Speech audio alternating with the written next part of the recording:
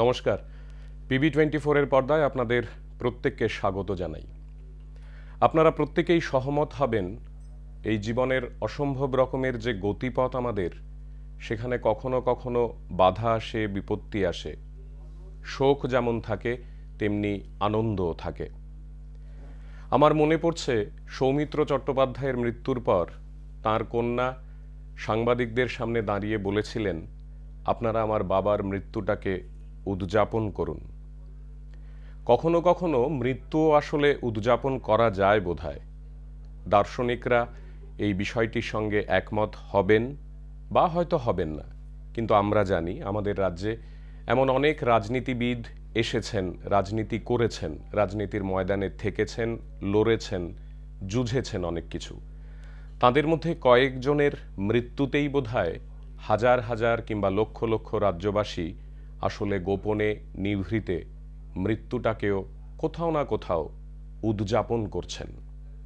এই উদযাপনের মধ্যে নিজেদের প্রাপ্তি স্বীকার যেমন রয়েছে, ঋণ স্বীকার যেমন রয়েছে, ঠিক একইভাবে এই উদযাপনে অসম্ভব রকমের একটি বেদনা বোধ রয়েছে। আজ আমরা আমাদের সদ্য প্রয়াত রাজ্যের মাননীয় বিধায়ক সুরজিৎ দত্তের বাড়িতে, তার বাসভবনে রয়েছি। তার সহধর্মিণী যিনি প্রতিমা দেবী, তার দীর্ঘ বহু দশকের রাজনীতির অঙ্গনের যেমন এক সারথি বলা চলে লড়াইয়ের, ঠিক একইভাবে ঘর সামলেছেন প্রতিদিন। তার সঙ্গে কথা বলবো, তার মনের কথা, গোপন কথা, এবং অবশ্যই তিনি কিভাবে কাছ থেকে একজন নেতাকে জননেতা হতে দেখেছেন সেই বিষয়টি জানার চেষ্টা করব। প্রথমে আপনাকে আন্তরিক কৃতজ্ঞতা জানাই, আপনি এরকম একটি সময়ে আমাদের সময় দিয়েছেন, যে সময়টি ব্যক্তিগতভাবে আপনার জীবনে অবশ্যই দুঃখের, শোকের। কিন্তু যে কথাটি বলছিলাম প্রতিমা দেবী, আপনি যদি একদম শুরুতে, আমরা আসবো ধীরে ধীরে এক একটা প্রসঙ্গে, কিন্তু একদম শুরুতেই আপনি যদি আমাদের একটু বলেন যে আপনার মেয়েবেলা, আপনার জন্ম, মা বাবা, ভাই বোন, আপনি কোথায় বড় হয়েছেন, এই নিয়ে যদি আমাদের প্রথমে একটু বলেন। আমাদের বাড়ি ছিল জয়নগর। আমাদের বাড়িতে ছিল, আমরা ছিলাম জয়েন্ট ফ্যামিলি, সব কাকা জ্যাঠারা সব একসঙ্গে ছিলাম, অনেক লোকের একসঙ্গে আমরা সব করতাম। ওইখান থেকে বড় হওয়া, প্রথমে তো তুলসীবতী স্কুল, ওইখান থেকে আমরা ওমেন্স কলেজ, এর মধ্যেই ওর সঙ্গে আমার এইভাবেই আমার ছোটবেলাটা কাটছে জয়নগরের মধ্যে। আপনি কি কি খেলতেন ছোটবেলায়? ছোটবেলা আমরা অনেক কিছুই খেলতাম। তখনকার দিনে তো মানে বাচ্চাদেরকে গোলাছুট খেলা, এই খেলা, দাড়িবান্ধা খেলা, এই খেলা, এইগুলোই ছিল আমাদের তখনকার দিনে। আমরা নিজে খেলতাম। আমাদের একটা বন্ধু বান্ধবের একটা গ্রুপ ছিল জয়নগরে, এখানে ছেলে মেয়েরা নির্বিশেষে আমরা একটা স্কুল থেকে আসার পরই এই খেলাধুলা চর্চা সবসময় থাকতো। আপনার বাবার নাম? আমার বাবার নাম বীরেন্দ্র কুমার শীল আর মার নাম রূপসী শীল। বাবা কি করতেন? আমার বাবা কন্ট্রাক্টর, আমার জ্যাঠামশাও কন্ট্রাক্টর। আমাদের বিরাট বড় বাড়ি ছিল, এখনো আছে। আমরা মানে অনেকের সঙ্গে, মানে ছোটবেলা থেকে অনেকের সঙ্গে মেলামেশা করে আমরা জয়েন্ট ফ্যামিলির থেকে করেছি, কখনো আমরা একা ছিলাম না। এই যে জয়েন্ট ফ্যামিলি আপনি একটা শব্দ বললেন, মানে আজকের পার্সপেক্টিভে দাঁড়িয়ে আমরা যদি দেখি যে এই বিষয়টি তো এখন আর সেই অর্থে নেই। ফ্ল্যাট কালচারের এই সময়ে দাঁড়িয়ে আপনারা যেভাবে বড় হয়েছেন, মানে সেটা তো এখন নেই, ওই বড় হওয়ার মধ্যে আজকের দিনে দাঁড়িয়ে আপনি কি মিস করেন? মানে নিজের মেয়েবেলা বা ছোটবেলা মিস করি এইটাই যে এখনকার যে সময়টা আর তখনকার যে আমাদের যে ছোটবেলাটা কেটেছে, অনেক ফারাক।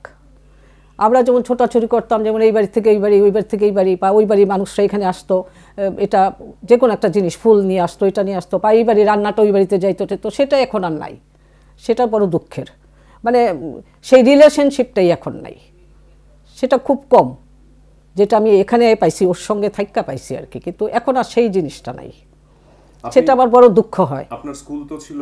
আমার স্কুল ছিল তুলসীবতী স্কুল, আর ছোটবেলা আমি পড়ছি উমাকান্ত স্কুলে। স্কুলে কার সঙ্গে যেতেন? আমাদের পাড়ার সব মেয়েরা, ছেলেরা, দুইটা ছিল স্কুলের, উমাকান্ত স্কুলে। একটা ছিল ডি সেকশন, একটা ছিল সি সেকশন। মেয়েরা পড়তো সি সেকশনে, ছেলেরা পড়তো ডি সেকশনে তখনকার দিনে। মানে আমি আমার বাবা কাকাদের মুখে শুনেছি, আমিও যেহেতু জয়নগরে থেকেছি দীর্ঘ বহু বছর এবং এখনো থাকি, তারা নিয়মিতভাবেই বলেন যে আপনি আপনার যৌবনকালে ভীষণ সুন্দরী ছিলেন, এখনো যেমন আপনি সুন্দর।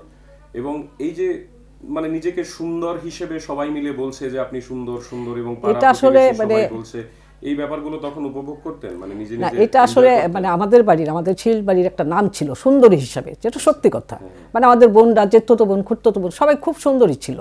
বা আমাদের যে বাংলাদেশ থেকে তখন আত্মীয়রা আসতো টাসতো, তারা মানে খুব সুন্দরী ছিল এক একজন, আমার পিসিরা, আমার মামিরা, আমার এরা মানে একটা সুন্দরের ধাপ। সেই হিসাবে আমাদের বাড়িটাকে সবাই চিনতো যে সুন্দরী বাড়ি।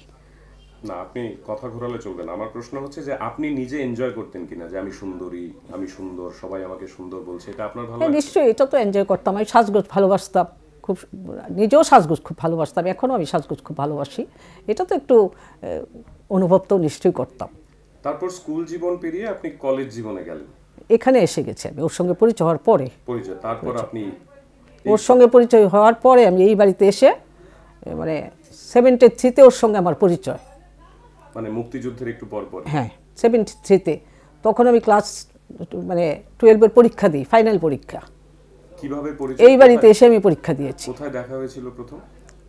ওর সঙ্গে দেখা হয়েছিল প্রথম আমার একটা বান্ধবীর বাড়িতে। বান্ধবীর নাম কি? বান্ধবীর নাম সারথী সেনগুপ্ত, ও নাই, এখন মারা গেছে। আচ্ছা, ওর বাড়িতে গিয়ে ওর সঙ্গে আমার প্রথম পরিচয়। আপনি কেন গেছিলেন সেদিন বান্ধবীর বাড়ি? বান্ধবীর বাড়িতে আমি সবসময় যেতাম বিকালবেলা, ওর বাড়ি ওরা ভাড়া থাকতো আমাদের জয়নগর, তো বিকালবেলা আমি সবসময় যেতাম। আর বান্ধবীর আত্মীয় ছিল ও বিকালবেলা যাইতো। হ্যাঁ আত্মীয়র বাড়ি, ও এখানে গিয়ে গল্প টল্প করতো, ওই এর মাধ্যমে আমার পরিচয় হয়েছে। মানে তিনি কি আপনি যেতেন বলে নিয়মিতভাবে তিনিও যেতেন, নাকি তিনি না না, আগে থেকেই যেতেন? সে আগের থেকেই যাইতো। আমার বান্ধবী বললো যে আমার মামা হয়, একদিন পরিচয় করাই দিল যে আমার মামা হয়, ওই তার সঙ্গে আমার তখন পরিচয়। আচ্ছা, তারপর তো পরিচয় টিয়ে হইলো, তো 5-6 মাসের মধ্যে আমরা বিয়ে করলাম দুজনে। না বিয়ের প্রসঙ্গে আসবো, কারণ আপনি অসাধারণ একটি দিনে দারুণভাবে নিজের মতো করে বিয়েটাকে উদযাপন করেছেন, সেই প্রসঙ্গে আসবো। কিন্তু তার আগে বলি যে এই যে বাবা মা, মানে আপনি পারিবারিক যে পরিকাঠামোর কথা আমাদের জানিয়েছেন, একটি ব্যাপ্ত পরিবার এবং সেখানে জ্যাঠামশাইরা রয়েছেন, জ্যাঠামশাই, জেঠিমা, সব জেঠিমা রয়েছেন, এবং আজ থেকে এতগুলো বছর আগে আমি যদি একটু ফ্ল্যাশব্যাক করি তাহলে দেখবো যে সেই সময়টা তো কোট আন কোট করা বা শাসনের একটি শাসনের ছিল। ওই সময়ে আপনি এক বান্ধবীর মামাকে পছন্দ করছেন এবং গোপনে গোপনে আপনাদের প্রেম হচ্ছে, এই বিষয়টি বাড়িতে জানিয়েছেন? না আমি বাড়িতে জানাই। কিছুই জানান? ভয়ে নাকি? ভয় না, তখনকার দিনে তো মানে এটা তো অস্বাভাবিক একটা জিনিস। তখনকার দিনে ছেলে মেয়েরা মানে কারোর সঙ্গে পরিচয় হইব, বিয়ে করব বা একটা পরিকল্পনা করবো, সেটা তো অসম্ভব ব্যাপার ছিল। এটা তো এখনকার মতো না। তখনকার দিনে কোনো ছেলে মেয়ে যদি অল্প বেশি হতো, এটা মানে রাগ ঢাক সাংঘাতিক, এটার মানে ইয়েটা সাংঘাতিক। তো আপনি কিভাবে সিদ্ধান্ত নিলেন যে? সিদ্ধান্ত আসলে ও নিছে যে আমি এত মেয়েটের সঙ্গে কথা বলতে পারি না, আমি তোমাকে আমার ভালো লাগছে, আমি বিয়ে করব। বিয়ে করব। তখন আমি ক্লাস 11-এর ফাইনাল পরীক্ষা দেব। তো আপনার কখনো মনে হয়নি সুরজিৎ দত্তের প্রস্তাব পেয়ে যে ইট ইজ টু আর্লি, মানে এত তাড়াতাড়ি আমার এইসব করা ঠিক হবে না, বা আমি যাব সত্যি না? তখন মানে আমাদের এত গল্প, এত আড্ডা হতো, আমরা লুকিয়ে সিনেমায় যেতাম, তখন আর এত কিছু মনে নেই আমার, যে এখন কি করলে ভালো হবে না কি হবে সেটা আমার মনেই আসেনি। আপনি প্রেমপত্র লিখেছেন সুরজিৎ বাবু? না, প্রেমপত্রটা তো লেখা হয় নাই। কোনোদিনও না? একটাও না? না একটাও নাকি লুকোচ্ছেন? না, একটাও না। তাহলে কিভাবে নিজের ভালোবাসার কথা বলতেন? তাকে গোলাপ টোলাপ দিতেন না? না না, সে বলতো যে আমি তো দেখো ঘুরতে টুরতে পারি না, মানুষের মেয়েটের সঙ্গে কথা টথা বলি না, আমার তোমাকে ভালো লাগছে, আমি এখন তোমাকে বিয়ে করতে চাই। তিনি আপনাকে গান শোনাতেন, রবীন্দ্রনাথের গান বা কবিতা? হ্যাঁ, কবিতা, গান, এগুলি তো ওর সবসময়। কোন গান? সবসময়। একটা গান শুনি না আমরা, তিনি শোনাতেন আপনাকে এমন একটা গান। কত গান, মানে একটা, আমাদের কতগুলো দরকার নেই, একটা শোনান না আমাদের।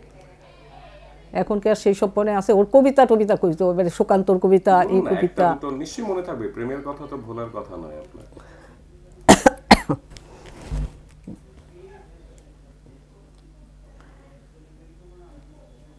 বেশিরভাগই ছড়া টড়া কইতো সে। একটা গান গাইতেই হবে, মানে প্রেমের গান, মানে আপনাদের দুজনের প্রেমের গান। রাজ্যবাসী শুনুক যে আপনারা কোন গানে প্রেম করতেন। সেরকম কিচ্ছু না, মানে না না, গান সেরকম কিছু কেন হবে, মানে আমরা শুনতে চাই কোন গানটা আপনাদের প্রেমের ইঙ্গিত বহন করতে হয়। সেটা আমি মনে করতে পারতেছি না, সে তো অনেক রকম অনেক ছড়া। আপনাকে যখন ফাইনালি প্রপোজ করলো সুরজিৎ দত্ত যে আমি তোমাকে বিয়ে করব এবং তোমার সঙ্গে আমি ঘর মানে বাঁধবো, তখন সেটা কি ছিল, কি মুহূর্ত ছিল, কবে বলেছিল যে তোমাকেই বিয়ে করব? এটা তখন ছিল 73 আমি যখন ইয়েতে পড়ি। তা আমি ভাবলাম আচ্ছা ঠিক আছে।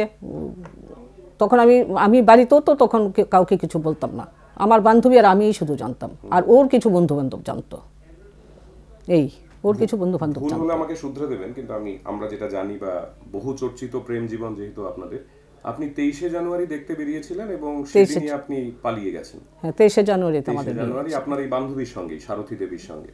এবং সেই যে আপনি পালালেন, আপনি বাড়িতেও বলেননি, কোথাও বলেননি। 23শে জানুয়ারি আপনার বান্ধবী ঘরে ফিরে এসেছে, কিন্তু প্রতিমা আর ঘরে ফেরেনি সেদিন। তিনি সুরজিৎ দত্তের সঙ্গে পালিয়ে গেছেন। ওই মানে নীল নকশাটা, মানে এই যে ব্লু প্রিন্ট, কিভাবে ভাগবো, কখন ভাগবো, কোথায় ভাগবো, এটা কে করেছিল, আপনি না সুরজিৎ বাবু? সেই করছিল, তার সঙ্গে তার বন্ধুরা ছিল, 3-4 জন বন্ধু ছিল। 3-4 জনের মধ্যে বোধহয় এখন 2 জন আছে, আর 2 জন বোধহয় নেই। ওরাই করছিল জিনিসটা। তখন আমরা বিয়ে করে প্রথমে আপনি কোথায় ছিলেন, এই শহরের কোন জায়গায় 3 নাম্বার রাস্তায় আমি ভাড়া থাকতাম। আচ্ছা, 3 নাম্বার রাস্তা আমরা ভাড়া ছিলাম। আর কোথায় গেছিলেন দেখতে 23শে জানুয়ারি? বটতলা। বটতলা। তিনি কোথায় ছিলেন? তিনি আমার বললো যে আমি বটতলা আসছি। আচ্ছা, ওইখান থেকে আমরা সন্ধ্যার সময় যাই এবং দুজনে বিয়ে করি ত্রিপুরেশ্বরী মার মন্দিরে। ওইখান থেকে রাত্র 12টায় আমরা 3 নাম্বারে আসি। কি করে গেছেন? গাড়ি করে? গাড়ি করে গেছি। পুলিশ টুলিশ নামানো হয়েছিল বা এরকম না, কিছু?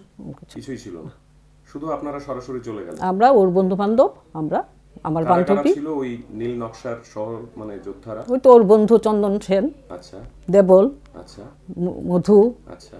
আরেকজনের কি নাম জানি, উনি মারা গেছেন, আমার তো ঠিক মনে এই যে পড়ছে আপনি না। ত্রিপুরেশ্বরী মন্দিরে গেলেন কোনো একটা 23শে জানুয়ারি, সালটা ধরে নিলাম 1973, এবং আপনি বিয়ে করছেন এবং মন্ত্রোচ্চারণ করছেন যে যদিদং হৃদয়ং মম তদিদং হৃদয়ং তম। এই এই এই যে একটা পরিবেশ বা এই যে একটা নিজেদের মতো করে ভালোবাসা আদান প্রদানের একটি অর্পণ সময়, এই জায়গাটিতে আপনার তখন বসে কোথাও কি মা বাবার কথা মনে হয়নি যে হয়েছিল? কি করলাম, কি না, বিয়ের পর আমার মনে হয়েছিল যে এটা কি হলো বা আমি কি করলাম, আমি এখন কোথায় যাব, আমি কাউকে কিছু বলি না। তারপরে সকালবেলা কি হবে আমি অনুশোচনা করেছিলাম, কিভাবে এটা বাড়িতে পৌঁছবে বা কি করব।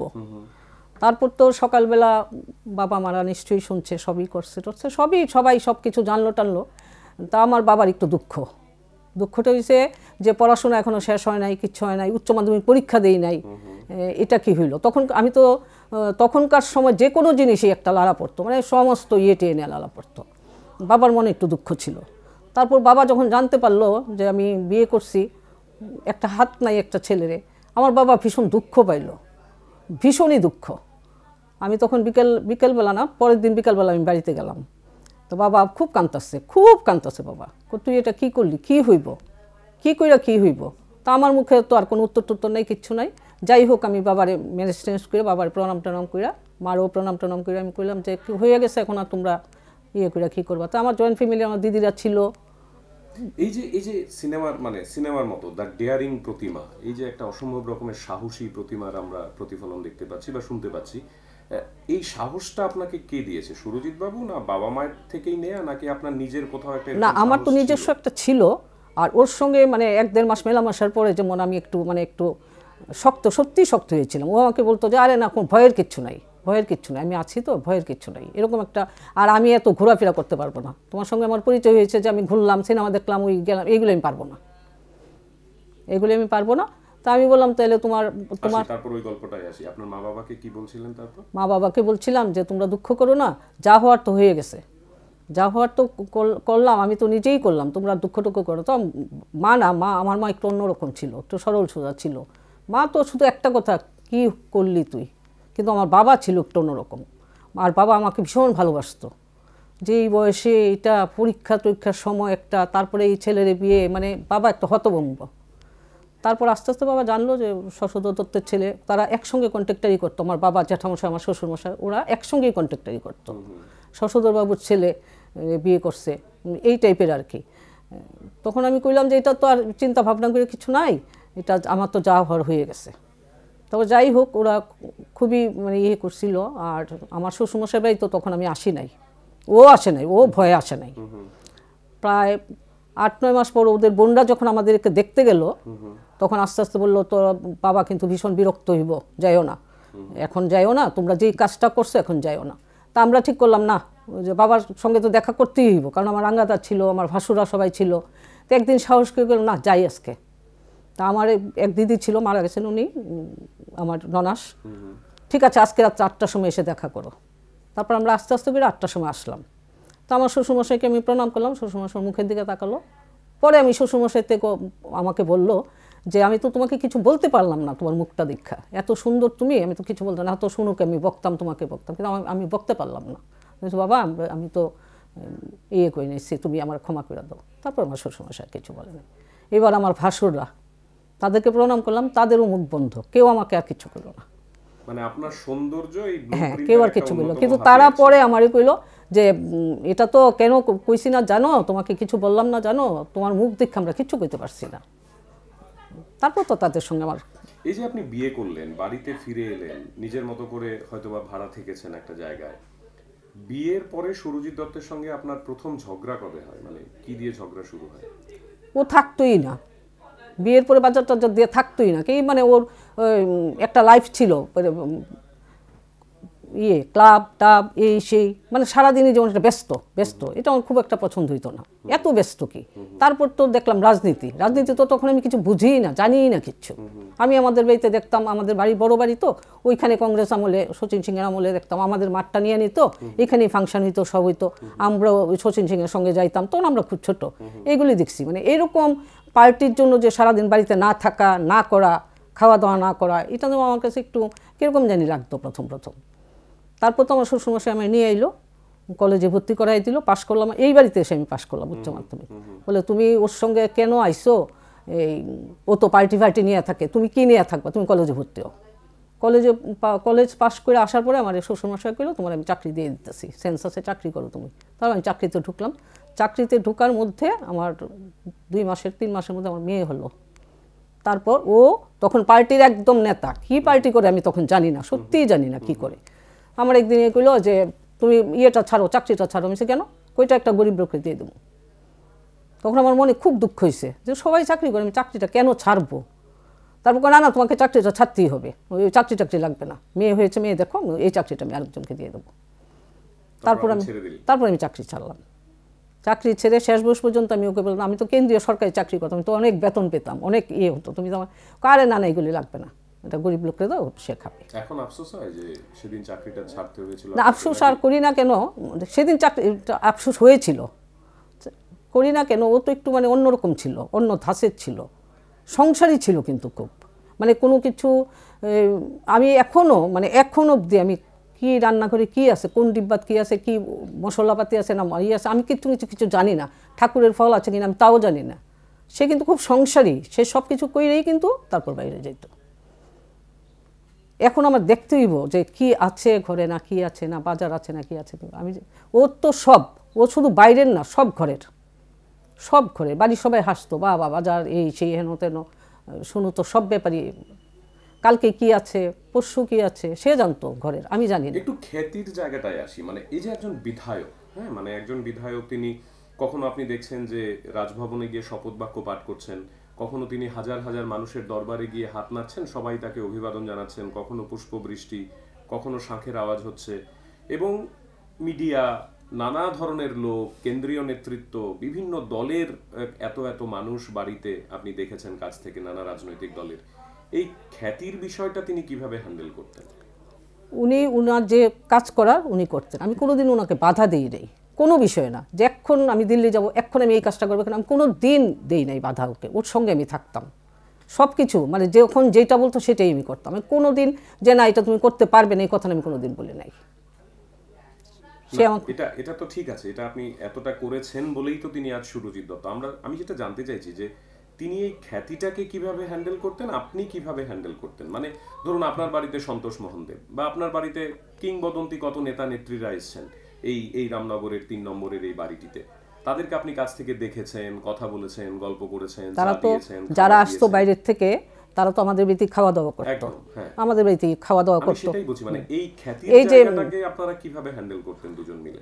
এটা কি তারা চলে গেলে আপনাকে বলতেন, দেখেছো তো কে এসেছে আমার বাড়িতে, আমার কত দাম, আমার কত না? না, এগুলি কোনোদিন বলে নাই, শুধু ওরা আসবে, ওদের যেন কোনো ইয়ে না হয়, অযত্ন না হয়। আমার ভাসুরা রান্না বান্না করতো, সব ওরাই করতো। আমার এক ভাসুর এখন নেই, উনিই সব রান্না বান্নার আয়োজন ব্যবস্থাপত্র উনিই সব করতেন, যে কেউ যাতে কিছু মানে ইয়ে না করে, ওনার উপরে ছিল সব দায়িত্ব।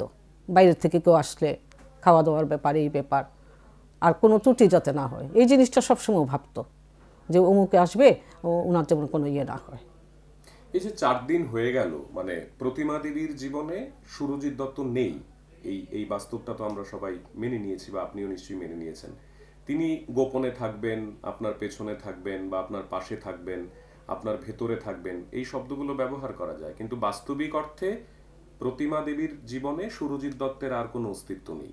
এই সত্যটাকে কি মানতে পেরেছেন? না, আমি কিন্তু এটা ভাবি যে এখনো আছে, উনি আমার সঙ্গেই আছে। আমি ভাবতে পারছি না যে ও নেই, এই ব্যাপারটা কিন্তু এখন আমি ভাবতে পারতেছি না যে ও নেই। আমি সবসময় অনুভব করি যে সে আছে। আমাকে আমার বাড়ির লোকই বলুক, বাইরের লোকই বলুক, সবাই যে বৌদি তুমি এত শক্ত কেন, আমি বুঝি না তো কিচ্ছু, আমি কানতেও পারি না, আমার মানুষ হাও হাও করে কান্না করে ই করে, আমি এগুলি পারি না। আমি মনে করি ও আমার সঙ্গেই আছে, কারণ ও বেশিরভাগ সময়টা তো লোককে দিত আর অর্ধেকটা সময় আমাকে দিত। সবসময় বলতো যে কোনো কিছুতে কিন্তু এলায়ে পড়ো না, ভাঙ্গো না, কোনো কিছুতে ইয়ে করো না, শক্ত হয়ে থাকো, কোনো কিছু কারোর বিপদ দেখলে ইয়ে করো না, আর আমার কাজে কোনো বাধা দিও না, কোনো কিছুতে দিও না, আমারটা আমাকে করতে দাও।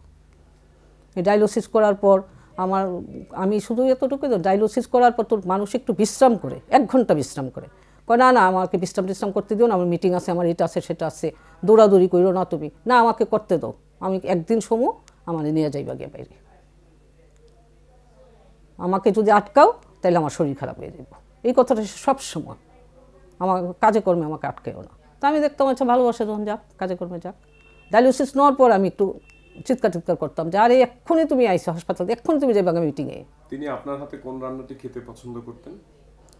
মানে এমনিতে তিনি মাংস প্রেমী বা দারুণ খাদ্যরসিক ছিলেন, এগুলো আমরা জানি বা সবাই জানেন যারা কাছ থেকে তাকে দেখেছেন, কিন্তু প্রতিমা দেবীর কোন আইটেমগুলো তার প্রিয়? সেই ইলিশ মাছ, আপনার ইলিশ হাতে মাছ রান্না সেদ্ধ, ইলিশ মাছ। হ্যাঁ ইলিশ মাছ সেদ্ধ, পাবদা শুটকির তরকারি, এটা আমি সারা বাড়ির লোকই খাই, আমার হাতে খায়। এই জিনিসগুলি তার প্রিয় ছিল আপনার হাতে। আমার হাতের। আর আপনার মানে সুরজিৎ দত্তের এই জিনিসটা আপনি একদম দেখতে পারেন না, অপছন্দ করেন, একেবারে জঘন্য, এরকম কি ছিল? এরকম ওই যে ছোটাছুটির ব্যাপারটা, রাত্রেবেলা 11টা 12টা এই খায়া না খায়া কাজ, এই সেগুলো আমি অপছন্দ করতাম সবসময়। আমি সবসময় বলতাম একটা বড় রোগ তোমার হবে, তুমি এত ছোটাছুটি করো না, খাওয়া দাওয়া করে তারপর যাও। কে কার কথা শোনে?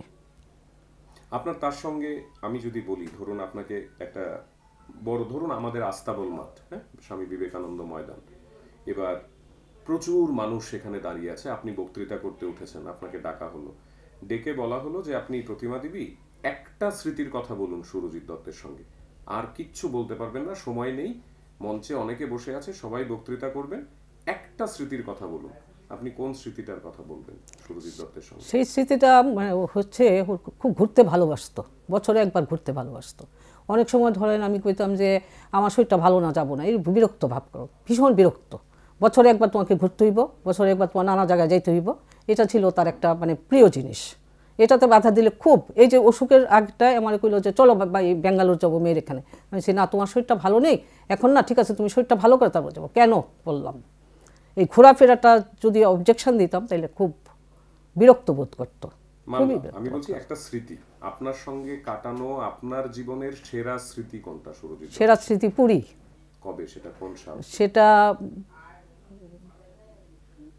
সবসময় যাই, কিন্তু 94-95-এর যে প্রথম যে আমাদের যাওয়াটা পুরীতে, সেই স্মৃতিটা আজও মনে আছে আমাদের। কি কি হয়েছিল এক দুটো, মানে বেশি সেখানে কিছু বলতে হবে না, এক দুটো সেখানে মানে পুরীতে তো মানুষ যায় সমুদ্রে নামে স্নান করে, আমরা মানে সকাল বিকাল দুপুর রাত্র ওই পুরীর ইয়েতে সমুদ্রে যেতাম, বা খাওয়া দাওয়া করতাম, বা ঘোরাফেরা করতাম, বা পুরীর সমস্ত জায়গা, এমন কোনো জায়গা বাদ নাই যে আমরা যাই নাই।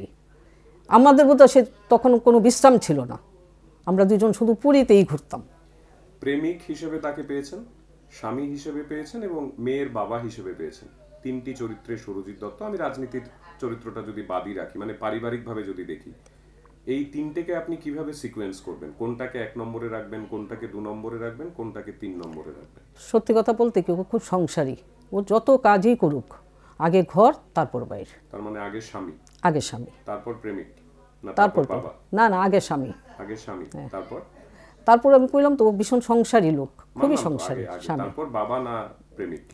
মানে প্রেমিক সুরজিৎ দত্ত তারপরে, নাকি বাবা? না, বাবা সুরজিৎ দত্ত, বাবা হিসেবে তার যে ইয়ে, তো প্রেমিক থার্ড হয়ে গেল, প্রেমিক থার্ড হয়ে গেল। আচ্ছা, আর বাবা হিসেবে তিনি কেমন ছিলেন? মানে আপনার মেয়ের সঙ্গে তার সম্পর্কটা কেমন? মেয়ের সঙ্গে তো তার মানে কি সম্পর্ক কি বলবো, বলুন না, ওইটাই সে তো ছোটোর থেকে বোধহয় মেয়েকে মানে কিছু করা বা মেয়েকে নিয়ে যাওয়া বা মেয়ের জন্য কিছু করা, সেটা তো তার একদম মাথায়। একবার ছোটোবেলা খুব মনে আছে আমার, তখন ওর বয়স 4 মাস কি 5 মাস, তখনকার সময় সে 700 টাকা দিয়ে একটা জামা আনছে। তা আমার বাবা খুব বিরক্ত হয়েছে, তখনকার সময় 700 টাকার এখন। আমার বাবা বিরক্ত হয়ে বলল যে এই কি এতটুকু শিশুরে 700 টাকার জামা কেন? খুব বিরক্ত হয়েছে আমার বাবা। তা আমি হেরে কইলাম যে 700 টাকার জামা আনছো। বাবা বিরক্ত হয়েছে, ওকে কেন? আমার মেয়ের 700 থেকে 7000 পর্যন্ত পড়ানো, তোমার বাবারে কই এটা নিয়ে জন্য কোনো আলোচনা না করে। মানে এই টাইপের কতগুলো জিনিস ছিল তার। আর মেয়ে ছিল তার অন্তঃপ্রাণ।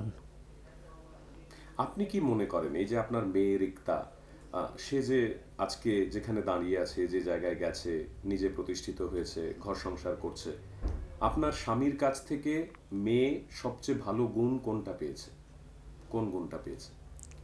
মেয়ে তো বাবার মতোই অনেকটা, একটু মানে অন্য ধরনের, একদম বাবার মতো, আমার মতো না কিন্তু।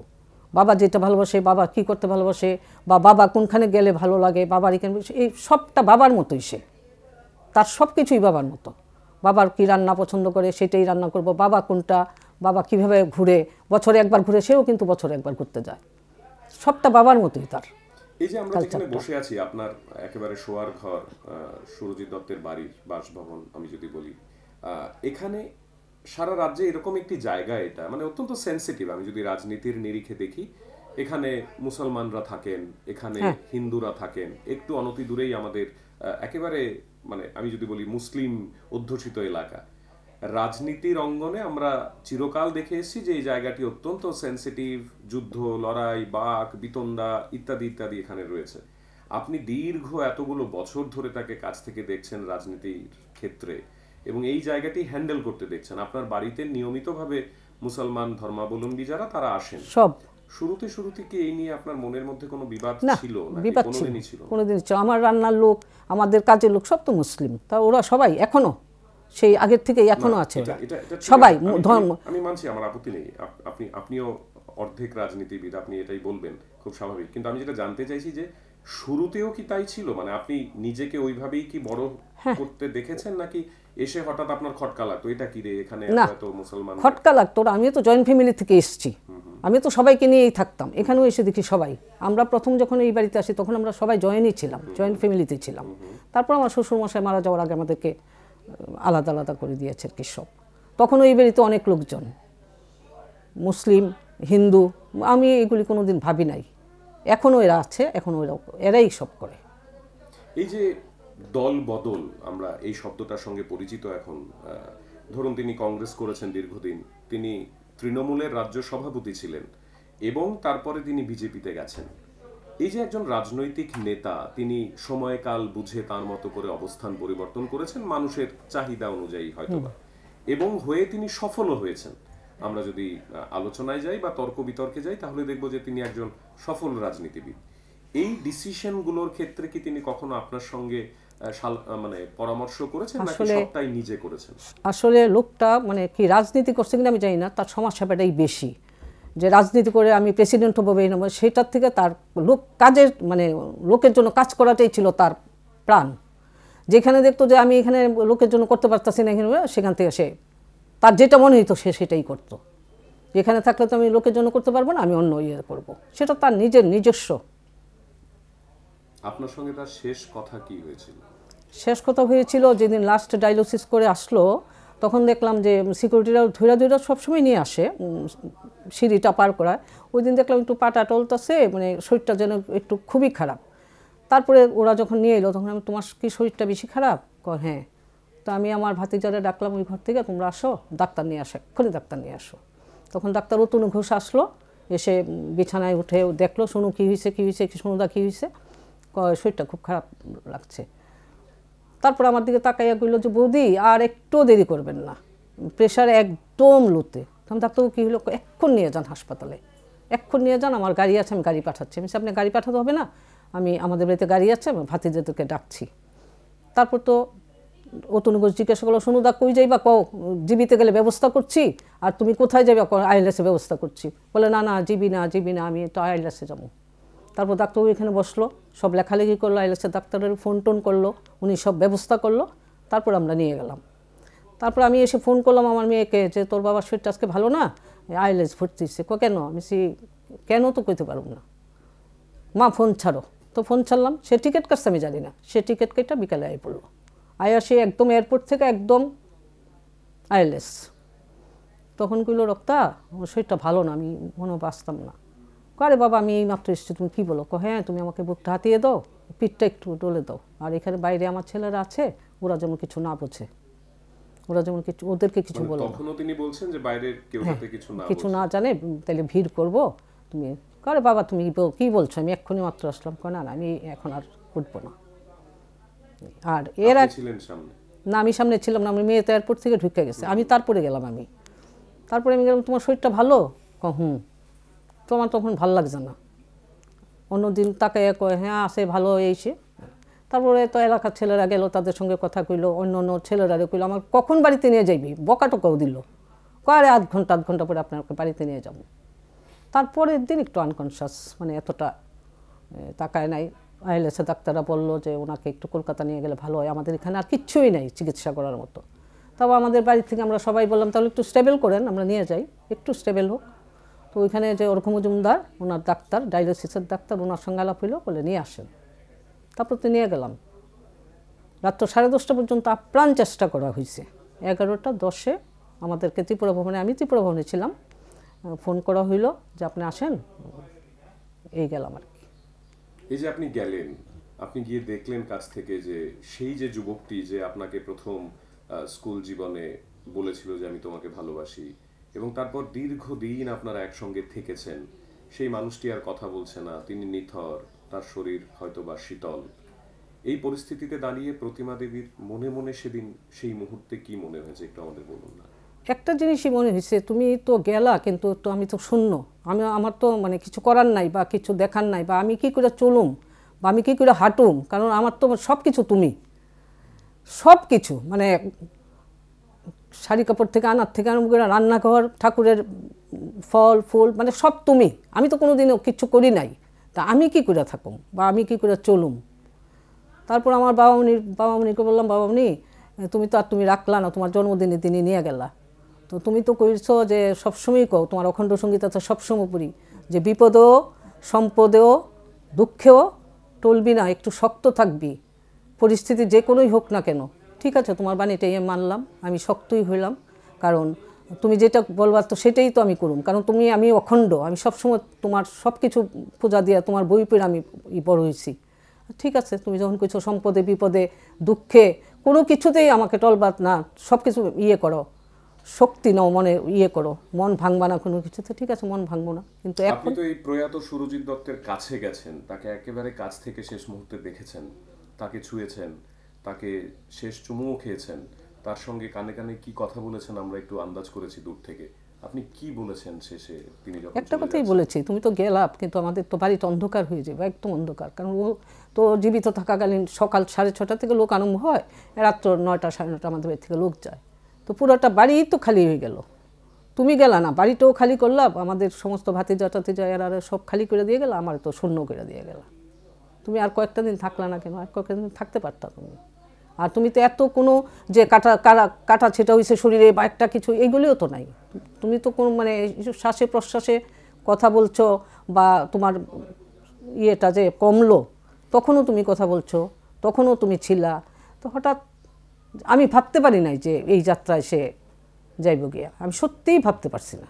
এরকম হয়েছে অনেকবারই, হয়েছে অনেকবারই। জনসমুদ্র দেখে আপনার কি মনে হয়েছে? জনসমুদ্র দেখা তো আমি এত এত লোক, এত এত মানুষ, তখন আমি দূরে না, তখন আমি দূরে দাঁড়িয়ে ভাবতাছি যে ওদেরই তো, ওরা যে চিৎকার করে কাঁদতেছে, মানে মেয়ে ছেলেরা যে এতভাবে কাঁদতেছে, থাক আমি নাহলে একটু পরেই যাবো, থাক ওদের লোক, আমার লোক না, সে তো ওদের লোক, তো ওরা কান্না করুক, ওরা নেক, ওরা সব কিছু করুক।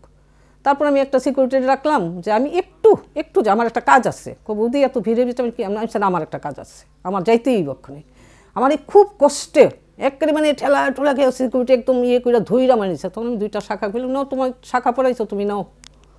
2টা শাখা আস্তে আস্তে খুললাম, আমি ভিড়ের মধ্যে খুললাম, বুকে দিলাম, তুমি আমার পড়াইছো, তুমি নিয়ে যাও। এটা আমি অতি কষ্ট করে দিয়েছি তাই, যে তুমি তোমার এটা পড়াইছো, তুমি নিয়ে যাও, আর তো তোমার সঙ্গে আমার কোনো কথা নাই। ভাবলাম যে লোকরাই তো সে, থাক লোকরাই নেক, লোকরাই কান্নাকাটি করুক, লোকরাই তারা নিয়ে যাক, আমি বরঞ্চ দূর থেকে দেখি। সে তো লোক নিয়েই ছিল, আমি দেখি দূর থেকে।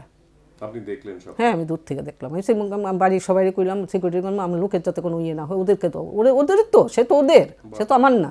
কি সুন্দর। আমার না। আপনি মেয়েকে কি বলেছেন সেদিন রাতে? মেয়েকে আমি বলেছি, দেখো তোমার বাবা তো একটু অন্যরকম, তুমি ভালো করেই জানো, আর তোমাকে তো বলেই গেল যে আমি আর উঠতাম না রক্তা, তুমি কিন্তু কোনো ছেলেরারে কইও না, কারণ তারা ভিড় করবো।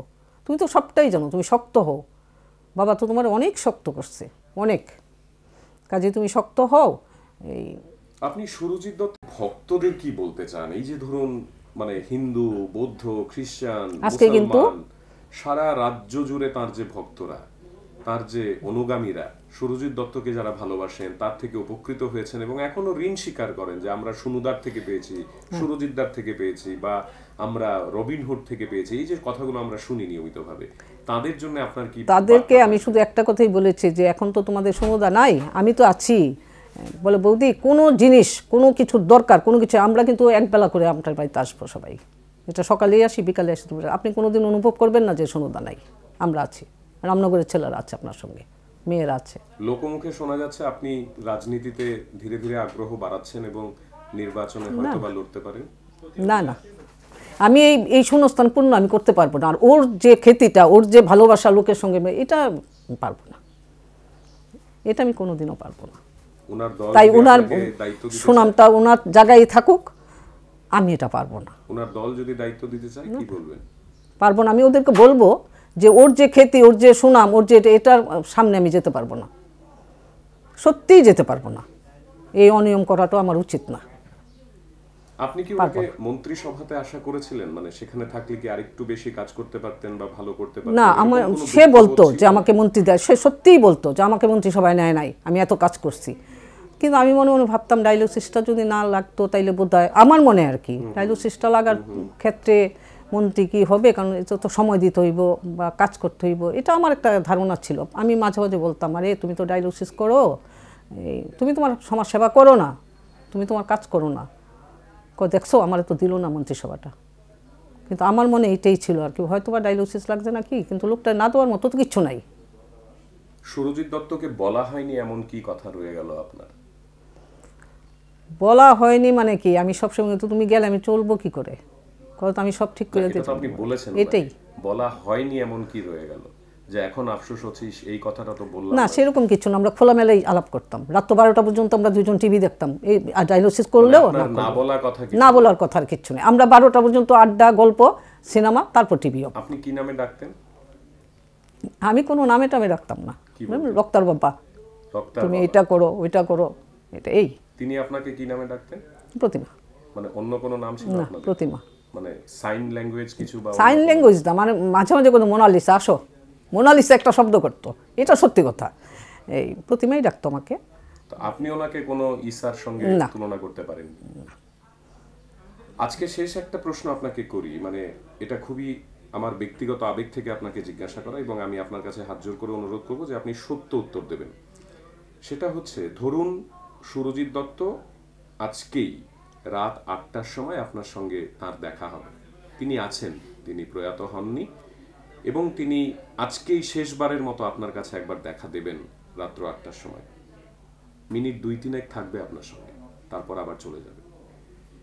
এই যে সুরজিৎ দত্ত আপনার সঙ্গে শেষবারের মতো 2-3 মিনিটের একটা সময় নিয়ে দেখা করতে আসবেন, এই কল্পনা যদি আমরা ধরে নিই সত্যি হয়, রাত 8টায় আপনি আর সুরজিৎ দত্ত ঠিক এই ঘরটাতেই, আর কেউ নেই, সবাই চলে গেছে যে যার ঘরে, আপনাদের দুজনকে একা ছেড়ে দেয়া হলো, আপনাকে সুযোগ দেয়া হলো যে আপনি বলুন তাকে কি বলতে চান শেষ কথা, আপনি সুরজিৎ দত্তকে কি বলবেন? প্রতিভা দেবী, বলবো একটা কথাই বলার আছে, তুমি তোমার এলাকার ছেলে মেয়ে যা আছে সবাইকে তুমি আশীর্বাদ করো, কারণ তোমার সঙ্গে ওরা খুব ছোটোবেলার থেকে এসে, তো একদম খুব ছোট্ট, যারা সংসারী হয়েছে ছেলে মেয়েদের বিয়ে দিছে মনে আছে, যারা চাকরি দিছে তাদেরও ছেলে মেয়ের বিয়ে হয়েছে, তারাও আছে, যে তুমি তোমার রামনগর, ও তো শুধু রামনগরের ছিল না, ছিল সব জায়গারই, কিন্তু তোমার রামনগরের যে আত্মার সঙ্গে আত্মিক মিলন ছেলে মেয়েদের সঙ্গে, তুমি তাদেরকে আশীর্বাদ করো, আর আমাকে আশীর্বাদ করো, আমাকে শক্তি দাও, আমি কি করে চলবো, আমি কি করব, আমাকে কিন্তু মৃত্যুর কয়েকদিন আগেও কইছে যে তুমি ভয় টয় পেও না কোনো কিছু, তোমার তো পেনশন হইব, হইব সেই হইব,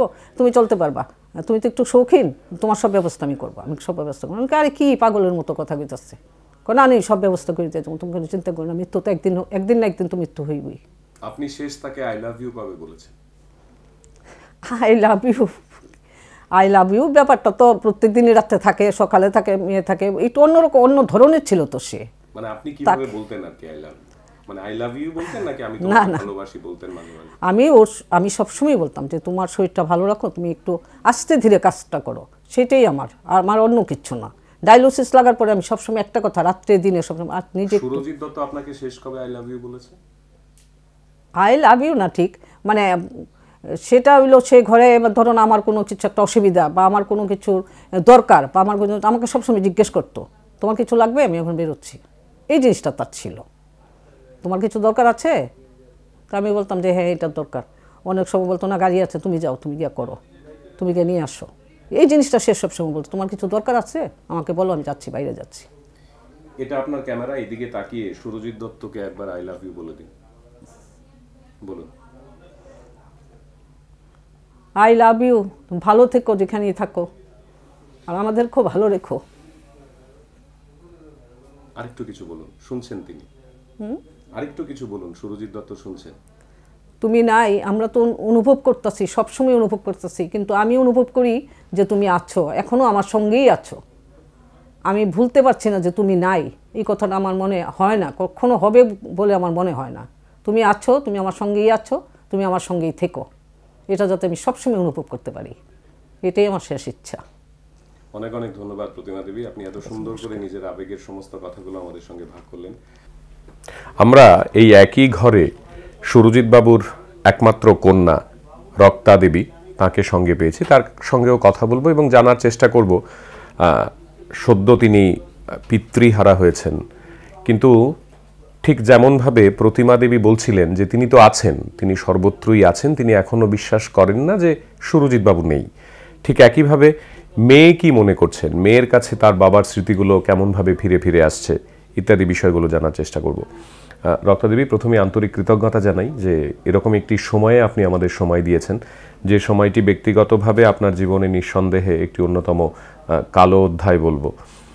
কিন্তু একদম শুরু থেকে, মানে আপনি যখন বড় হচ্ছেন, মানে আপনার জন্ম হলো, আপনি বাবা মা দুজনকে দেখছেন, সেই সময়গুলোর কথা একটু বলবেন? মানে একেবারে আপনার প্রাইমারি স্টেজ কেমন ছিল, আপনি কিভাবে বড় হয়েছেন? অ্যাকচুয়ালি আমার প্রাইমারি স্টেজ বলতে বাবা সবসময় আমার খুব কাছে ছিল। অ্যাকচুয়ালি বাবাই আমার সবচেয়ে বেশি কাছে ছিল, মাও ছিলেন, কিন্তু বাবা মানে সব কিছুতেই বাবা। স্কুলে ভর্তি, স্কুলের পড়াশুনো সব কিছুতেই বাবা সঙ্গে, এবং আমাকে সব কিছু শেখানোর চেষ্টা করতেন প্রত্যেকটা স্টেপে স্টেপে। যেরকম ধরুন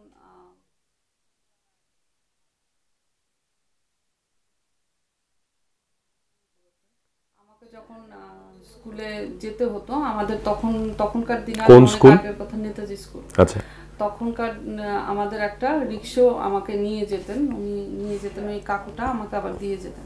তো উনাকে দেওয়া, মানে ঘরে শার্ট আছে, শার্ট খুলে উনার কাছে শার্ট নেই, তুমি কি একটা দিয়ে আসো, আমাকে সেই সময়টার থেকে ওই স্মৃতিগুলো আমার একটু একটু, আমাকে উনি নিজের মতন করে নিয়ে যেতেন, আবার নিজের মতন করে নিয়ে আসতেন। আজকে মনে পড়ে যায়। বাবার সঙ্গে আপনি ছোটবেলায় কি খেলতেন বা কি ধরনের খেলার স্মৃতি আছে আপনার তার সঙ্গে? বাবার সাথে আমার ঘোরার স্মৃতিটা বেশি খেলার থেকেও। যেরকম ধরুন আমাকে শিলচর নিয়ে গেছেন বহুবার। একবার 25শে ডিসেম্বর আমরা ওখানে থাকি, সন্তোষ মোহনদেব, সন্তোষ জেঠুর বাড়িতে থাকি। তো আমার বহু স্মৃতি, শুধু ঘোরার স্মৃতিটাই বেশি বাবার সাথে। বাবা আর আমি গুয়াহাটি যাই, শিলচর যাই, কলকাতা যাই, সব প্রথম বাবার সাথেই যাওয়া, তারপর আমরা ফ্যামিলি। এই যে আপনি মানে স্কুলে পড়ছেন, ধরুন আপনি নেতাজি স্কুলে পড়ছেন, ক্লাস 10 মাধ্যমিক দেবেন, উচ্চ মাধ্যমিক দেবেন, এই সময়গুলোতে বাবা সুরজিৎ দত্ত কেমন ছিল আপনার কাছে? মানে পড়াশোনা নিয়ে বকা বা শাসন বা তোকে এটা পেতে হবে, এত নম্বর পেতে হবে, এই বিষয়গুলো ছিল? অ্যাকচুয়ালি বাবা বাবা ছিলেন একটু অদ্ভুত অদ্ভুত মানুষ আমি বলবো, কেননা উনি বলতেন যে আমি চাই আমার মেয়ে মুখে হাসি থাকুক। আমি কি পড়ছি, আমি কোন ক্লাসে পড়ি, আমি কি বই পড়ছি বাবা জানতেন না। যেটা সত্যি, একদম বাবা সেটা জানতেন না। ইনফ্যাক্ট আমার ভালো নাম কি ছিল সেই টাইমে বাবা সেটাও জানতেন না। তো বাবা শুধু চেয়েছিলেন আমার মেয়ে হাসি খুশি থাকবে।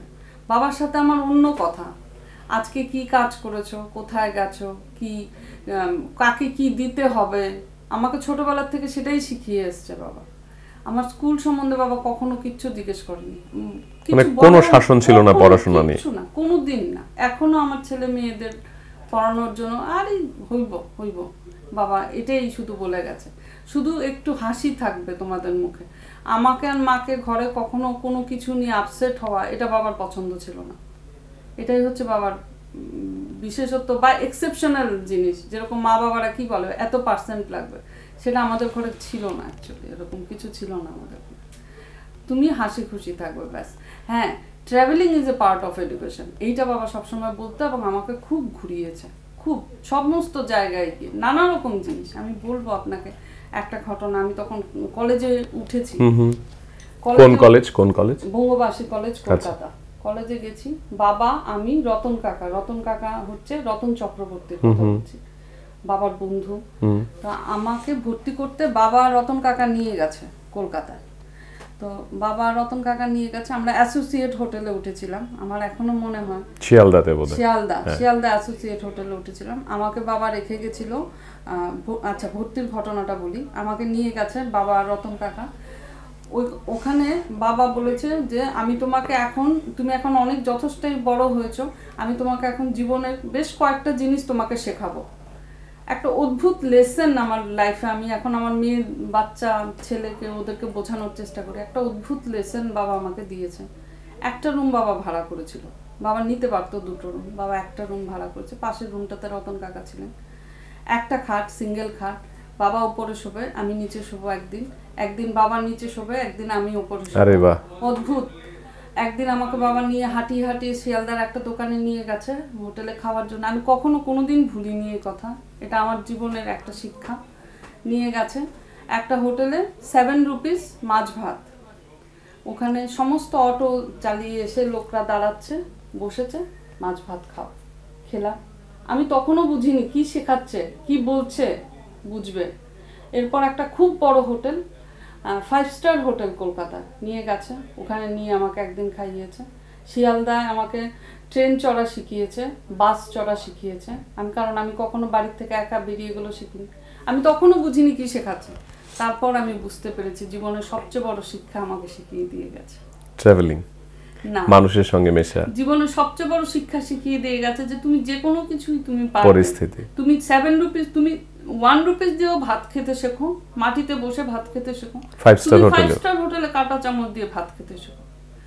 আমার বিয়ে হয়েছে, আমি আমার হাজব্যান্ডের সাথে ইউএস চলে গেছি। ওখান থেকে যখন আমি এসেছি বাবার সাথে দেখা করতে, বাবা আমাকে একটা মৌচাক বলে একটা দোকানে নিয়ে গেছে কলকাতায়। মিষ্টির দোকান না, আচ্ছা, ওই দোকানটা মাছের ডিমের বড়া পাওয়া যায়। আচ্ছা, নিয়ে গেছে। আমি বুঝিনি, ততটা পরিষ্কারও না, হাইজেনিক না, ততটা দামিও দোকান না। আমার তখন আমি বুঝিনি প্রথমে কি হয়েছে ব্যাপারটা।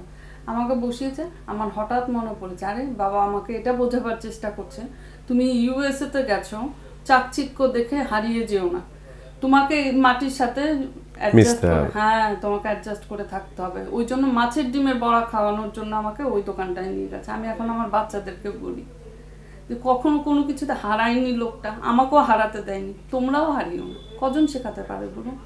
এটা আমার জীবনের একটা বিশাল বড় অভিজ্ঞতা। এগুলো কি তিনি কখনো আপনাকে বলেছেন তারপরে যে দেয়ারফর এই আমি তোমাকে শেখালাম? আমাকে আমার আর বাবার এরকম একটা বন্ডিং ছিল, বাবা আমাকে কিছু বলতে হতো না, আমি বাবাকে দেখে বুঝতে পারতাম বাবা আমাকে কি বলছে, অ্যাকচুয়ালি আমাকে কি বোঝাচ্ছে, আমাকে এটা বোঝাচ্ছে, আমাকে এটা বলছে। আমি লাস্টের দিকে তো আমি বাবাকে দেখে সব বুঝে যেতাম বাবা কি বলতে চায়। বাবা এটাই বলছিল আমাকে, এটাই বোঝাচ্ছিল। আর এই যে ঘটনাগুলো, এগুলো বাবা আমাকে বলেছে, বলেছে, শিখতে শিখতে জানতে জানতে না লাস্টের দিকে এরকম হয়েছিল, আমি বাবাকে দেখলে বাবা তোমার আজকে মন খারাপ? না আমার মন খারাপ না। বাবা তুমি আজকে অসুস্থ? না আমি অসুস্থ না। না বাবা তুমি আজকে অসুস্থ। আমি ধরতে পারতাম বাবাকে অ্যাকচুয়ালি, কারণ বাবা আমাকে এতগুলো জিনিস এরকম ভাবে শিখিয়েছেন। আমি এখন আমার ছেলে মেয়েদেরকে এগুলো শেখাই, বলছি এগুলো শিখো, পড়াশোনার নাম্বারের পেছনে ভেগে যেও না। এই যে আপনি মানে বিধায়ক সুরজিৎ দত্তের মেয়ে, খ্যাতি আছে, আপনাদের বিড়ম্বনা আছে, আমি মজা করেই হয়তো বা বলছি, ধরুন অর্থ আছে, এরকম একটি প্রেক্ষাপটে আপনাকে যখন কলকাতায় ছেড়ে দিচ্ছেন তিনি, আপনার কি কখনো মনে হয়নি যে কেন, আমি তো বাড়িতেই থাকতে পারতাম, আমি তো সেখানেই থেকে বাবার সঙ্গে আরো বেশি করে? বাবা আমাকে বলেছিল, ওই যে প্রথম লাইনটা বললাম, travelling is a part of education. বাবা আমাকে বলেছিল জীবন শেখো, সবসময় কারোর হাত ধরে না, নিজে শেখো। আমিও নিজে শিখেছি, ঘুরে ঘুরে ঘুরে ঘুরে। মানুষকে শেখো, মানুষকে জানো, মানুষের সাথে কথা বলো, দেখবে একটা স্যাটিসফ্যাকশন। তুমি একা বসে রয়েছে, এটা ইট ডাজন্ট মিন দ্যাট তুমি কোথাও যাচ্ছ তোমার নাম বলতে চাচ্ছ, নো, নট লাইক দ্যাট। তুমি শিখছো, তুমি জানছো, তুমি ভালোবাসছো। একটা অদ্ভুত জিনিস আমাকে কতগুলো শিখিয়ে দিয়ে গেছে, মানে আমি এরকম সত্যি খুব গুড টিচার আমি বলবো। ব্যক্তিগতভাবে আপনি নিতে পারেন আমার পরের প্রশ্নটা, তাতে আমার অভিমান হবে কিন্তু রাগ হবে না, কারণ আমি আমার অন্তরের সমস্ত সততা থেকেই প্রশ্নটা করছি। ধরুন আমার বাবা, তিনি খুঁড়িয়ে হাঁটেন। আমার বন্ধুরা যদি আমাকে জিজ্ঞাসা করে তোর বাবা খুঁড়িয়ে হাঁটে কেন, আমার কাছে একটা উত্তর থাকবে। ধরুন আমার বাবা এক চোখে দেখতে পান না, আরেক চোখে দেখতে পান, আমার বন্ধুরা যদি আমাকে বলেন, আমার একটা উত্তর থাকবে। ঠিক স্কুল জীবনে বা কলেজ জীবনে আপনাকেও তো নিশ্চয়ই কেউ কেউ বলেছেন, কিরে তোর বাবার হাত নেই কেন, একটা হাত কেন? অ্যাকচুয়ালি কেউ বলেনি, অ্যাকচুয়ালি আমাকে এই প্রশ্নটা কখনো কেউ করেনি। কেন করেনি, আমার যেটা বাস্তবিক মনে হয়, আমার যেটা উত্তর মনে হয়, কারণ বাবা একটা হাতে যা করতে পারতো তা অনেকে দুটো হাত কেন 10টা হাত থাকলেও করতে পারে না বলে আমার ধারণা। আমাকে অ্যাকচুয়ালি কেউ বলেনি। কেন, কিরকম একটা অদ্ভুত, আমার আগেও উনি ছিলেন, উনি কাজ করতেন তখনও, ওই থেকে ইমেজ সবাই সবার মুখে মুখে শুনে এসছে।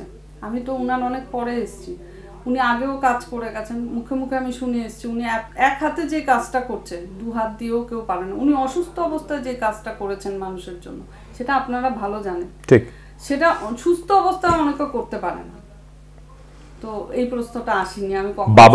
বাবার ক্যারেক্টারে, মানে বাবার চরিত্রে আপনার সবচেয়ে বেশি ঈর্ষণীয় বিষয় কোনটা? মানে আপনি যদি নকল করতে পারতেন, আপনিও যদি ওই ক্যারেক্টার ট্রেটটা নিজে নিতে পারতেন, তাহলে কোন বিষয়টা ধার করতেন বাবার কাছ থেকে? সবাইকে ভালোবাসা, ক্ষমা করে দেওয়া। তিনি কি সত্যি সবাইকে ক্ষমা করেছেন? সবাইকে, রাগই তো করেননি। এই যে বকলো 2 মিনিটের জন্য, তারপর উনি ডেকে আবার গলায় জড়িয়ে ধরছেন, ক্ষমার প্রশ্নই নেই। আপনার বাবার এই যে দীর্ঘ একটি রাজনৈতিক যাত্রা, এতে আপনি সবচেয়ে বেশি টেন্সড কখন থেকেছেন, কখন থাকতেন, কোন সময়টাতে থাকতেন? নির্বাচনের আগে আগে নাকি নির্বাচনের পরে পরে, নাকি কখনোই থাকতেন না? না, থাকতাম। নির্বাচনের সময় আমি টেন্স থাকতাম। সবকিছু ঠিক করে সুন্দর করে করা, সবাইকে নিয়ে আসা, সবাইকে ভালো রাখা, ওই জায়গাগুলোতে টেন্সের ছিল, ওইগুলোতে টেন্স থাকতাম। কখনো কোনোদিন কোনো জায়গায় সুরজিৎ দত্তের মেয়ে বলেনি তার বাবা সম্পর্কে এমন একটি সিক্রেট আমাদেরকে আজকে বলুন না, রাজ্যবাসী শুনুক বা আমরা সবাই মিলে শুনি? সেটা হতে পারে কোনো ইনসিডেন্ট, হতে পারে কোনো একটা ব্যক্তিগত কনভারসেশন আপনাদের। যেটা আমি বললাম, বাবা যেটা আমাকে শিখিয়েছে সেটাই সিক্রেট ছিল, সেটাই কেউ জানতেন না। যে একটা লোক এরকম শেখাতে পারে তার ছেলে মেয়েকে, সেটা সত্যিই অদ্ভুত। এবং আমি সকলকে বলবো এভাবে বাচ্চাদেরকে বড় করতে, কারণ টাকা পয়সা কারোর সাথে কিছু যায় না, ইনফ্যাক্ট সার্টিফিকেটগুলোও যায় না। যা যায় সেটা হচ্ছে এগুলো, এই জীবনের শিক্ষাগুলো। তো আমি বলবো সেটাই সিক্রেট ছিল, যেটা আমি একটু আগে আপনাদের সাথে শেয়ার করেছি। এছাড়া আমার বাবার কোনো সিক্রেট আমার কাছে নেই। বাবা ওপেন বই ছিল। ইনফ্যাক্ট আমার থেকে বেশি বোধহয় বাবার লোকরা বাবা সম্বন্ধে জানে। আপনি সেটা আমার খুব আনন্দের বিষয়। আপনার অপছন্দের বিষয় কোনটা? মানে সব পারফেক্ট, সমস্ত কিছু ভালো লাগে একটা মানুষে, তা তো নাও হতে পারে। মেয়ে হিসেবে বাবার এই বিষয়টা একেবারেই আপনি পছন্দ করেন না, করতেন না, কখনোই ভালো লাগেনি? অ্যাকচুয়ালি এরকম কখনো হয়নি। যেমন ধরুন সিগারেট খেতে আমি না করতাম, আমার ভাইরা না করতো, বাবা খেতেন। তো আমাদের এরকম হয়নি অ্যাকচুয়ালি, আমরা পছন্দ করছি না অথচ বাবার সামনে এলে আমরা পছন্দ করছি। সো আমার এরকম হয়নি অ্যাকচুয়ালি। জানি এটা খেলে বাবার কষ্ট হবে, নিউমোনিয়ার একটা প্রবলেম হতে পারে, তবুও আমরা পছন্দ করছি। আমরা কখনো কোনো কিছু, ইনফ্যাক্ট আমার কাকা যে আছে, আমরা কখনো কিছু ক্রস কোশ্চেন করিনি আমাদের বাড়ির বড়দের সাথে। আমাদের জেনারেশন অ্যাটলিস্ট করেনি, পরেরটা আমি জানি না, আমাদের জেনারেশন করেনি ক্রস কোশ্চেন। তো আমার সেরকম কিছু। তার সঙ্গে কোনো একটা দুঃখের স্মৃতি, মানে আপনি ভুলতে পারেন না, মন খারাপ হয়, কষ্ট হয় ওই স্মৃতিটার কথা মনে পড়লে, এমন কোনো স্মৃতি? দুঃখের স্মৃতি, দুঃখের তো অনেক স্মৃতিই আছে। যেরকম ধরুন অনেক সময় বাবা অসুস্থ হলো, আমি ওখান থেকে আসতে পারছি না, সেটা দুঃখের ছিল। তারপর আমার বিয়ের পরে বাবা একটু ভেঙে গেছিল, আমাকে দেখতে পাচ্ছেন না, এগুলো দুঃখের ছিল। এছাড়া সুখ দুঃখ, বাবা আছে, সুখ দুঃখ বাবার সাথেই আছে, ওরকম। বলা হয়নি বাবাকে কি কথা? সেরকম বলতে পারেন, মানে এখন মনে হচ্ছে না যে এই বাবা নেই, হ্যাঁ, থাকলে এই বাবা তো কথাটা বলা হয়নি, বলতাম? অনেক কথা আছে। যেমন যেমন ধরুন সেগুলো বলা যাবে না। আমি যতটুকু জানি, ধরুন বাবাকে বলতে পারিনি, মনটা খারাপ হয়ে রয়েছে, চুপ করে বসে আছি, ফোনটা ধরে, তোমার আজকে মন খারাপ না? তোমার আজকে মন খারাপ? আমি কইতেছি তো তোমার আজকে মন খারাপ। বলছে না, আমার মন খারাপ না। মন খারাপ তোমার, শেষ কথা, শেষ হাসি খুশি মন। আবার বলতেও কোনোদিন, কেন এত লোক এসে এত কষ্ট বলছে, এত কথা বলছে, এটা ওটা ওটা ওটা, আমি আর কি বলি? কিন্তু বাবা আমাকে দেখে, ওই যে আপনাকে বললাম, বাবাকে দেখে আমি যেরকম বুঝতাম বাবা তোমার আজকে মন খারাপ, বাবা আমাকে বুঝতো তোমার আজকে মন, ওখানেই শেষ। কথাটা কি সেটা না বাবা আমাকে বলেছে না আমি বাবাকে বলেছি। কখনো মার খেয়েছেন বাবার? আমার বাবা, ইনফ্যাক্ট আমাদের বাড়ির সব ভাই, বাবারা, ভাইরা বা পিসিরা, ওরা কাউকে মারতো না। মার খেয়েছি, মার বড় হওয়া অবধি মার খুব মার খেয়েছি। কাকা একবার খুব মেরেছিল, মার খেয়েছি, বাট ওরা মানে এটা কি ওই ব্যারিটোন ভয়েসটার জন্যই ভয় পেতেন, নাকি তিনি স্বভাব সুলভ ভাবেই মারতেন না কখনো? না, বাবা মারতেন না কখনো, কখনো না, কখনো না, কোনোদিন না। শেষ কি কথা হয়েছে আপনার সঙ্গে? আমাকে হসপিটালে বললো আমি আর বাঁচবো না। আমি বললাম তুমি বাঁচবে? বলে না, এইবার আর আমি আসবো না। তারপর লাস্টে আমার হাত ধরে রাখলো, ডাক্তারবাবুকে বললো উনি আমার মেয়ে, অনেকে চেনেন না কেন আমাকে, বললো আমার মেয়ে। লাস্টে এইটুকুনি হাতটা ধরে দাঁড়িয়েছিল। আপনার তখন কি মনে হচ্ছিল? আমি বুঝতে পারিনি, আবার বুঝতেও পেরেছিলাম শেষের দিকে যখন দেখলাম না একটু, তখন আমার মনে হচ্ছিল কি জানে আমি কি দেখছি, আমার একটু অসুবিধা হচ্ছিল অ্যাকচুয়ালি।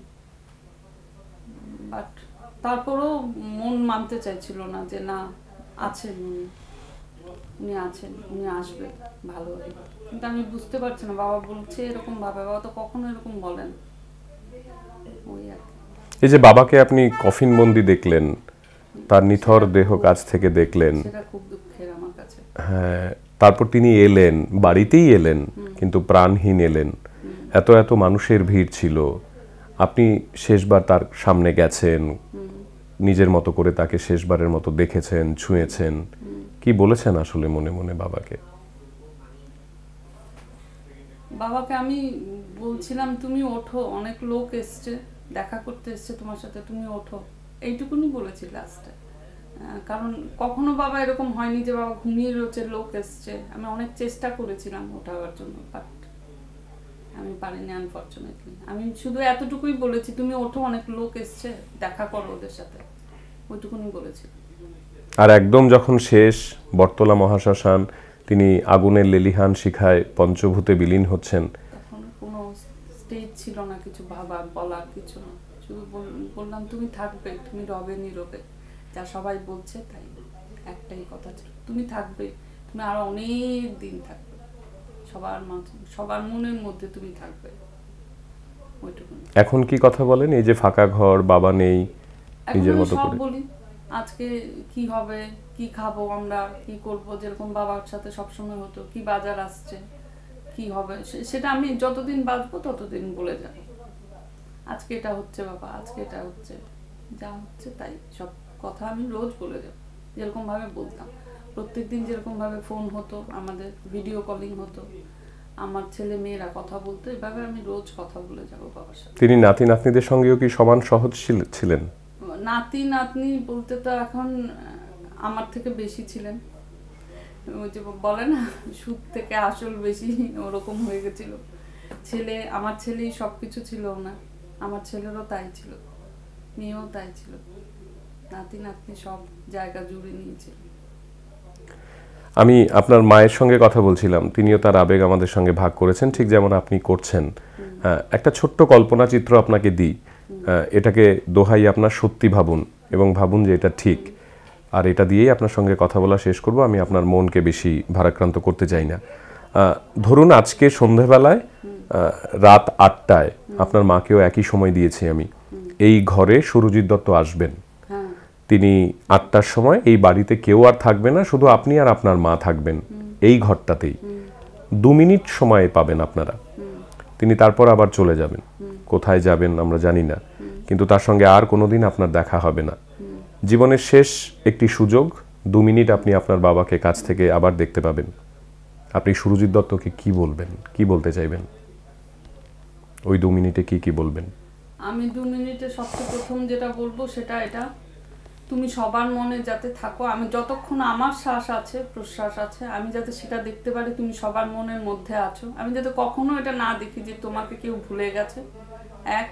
আর 2, আমি যাতে সবাইকে ভালোবাসতে পারি, ক্ষমা করতে পারি। এই দুটো কথা আমি বলবো যদি আমি দেখি। আমি যাতে কখনো এটা ফিল না করি যে তোমাকে কেউ ভুলে গেছে, অ্যাটলিস্ট আমি যতক্ষণ বেঁচে আছি।